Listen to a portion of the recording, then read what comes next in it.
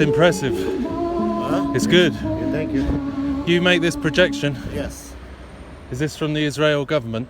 No, it's Jerusalem. Jerusalem city. Okay. It's saying thank you to Donald Trump for today. Yes. You feel it's a big day? Yeah. So yeah, quite a big day it seems today. A lot of people are taking this quite seriously.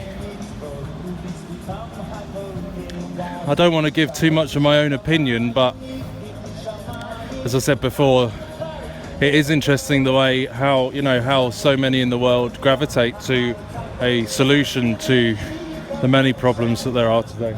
I'm not blaming anyone in that, it's just the way the world is, and we just hope that many will wake up if there is deception and false peace. It said in the Jerusalem Post that Trump may try and divide the city into east, tell Israel to give the territories of the east over, which I'm not sure if that's true or not, but please pray for safety tomorrow. There's a day of rage.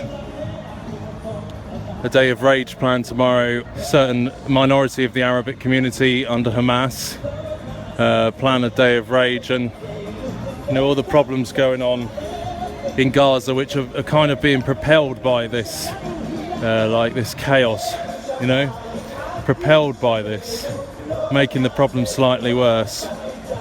Some people think that supporting Hamas leadership in Gaza is somehow supporting the Gazans or the Palestinians. Please don't be deceived by that. We know that they use political Islam in some ways, it seems like, as a tool, a tool of the Jesuits perhaps. It is not supporting the well-being and welfare of the Gazans to support Hamas.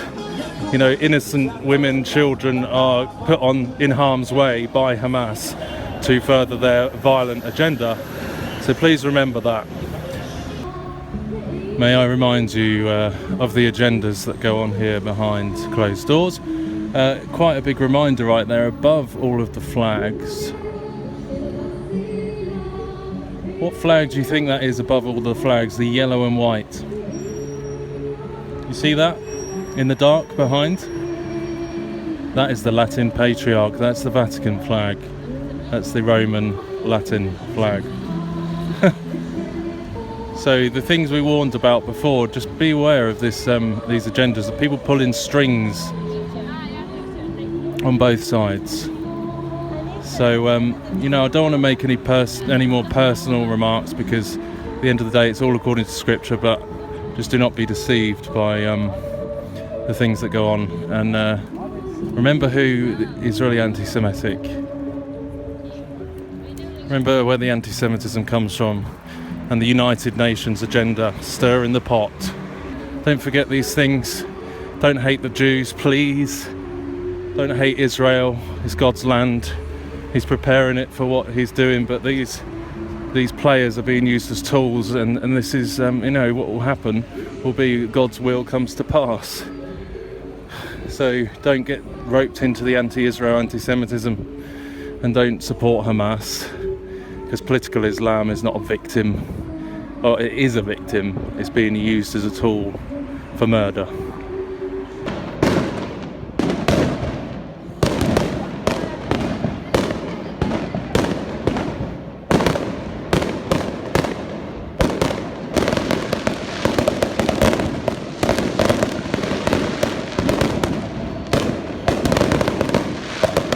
Is this for President Trump?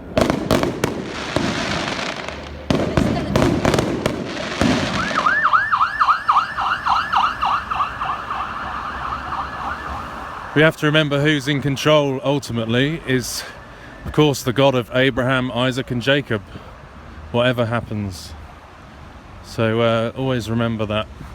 All praise and glory to the God of the universe, who is in control of everything. All praise to Jesus Christ and for his will. His ways are so much higher than our ways. Even if we don't understand certain things that happen, we know that he is in control, and all of this is coming to fulfill his purpose. All eyes on Jerusalem across the whole world. Guys, we're headed towards the promise of the New Jerusalem, the millennium. And what we're seeing now is his will, whoever's involved. But we do know that those that seek to divide and conquer have used this strategy for many years, the art of war. Divide and conquer.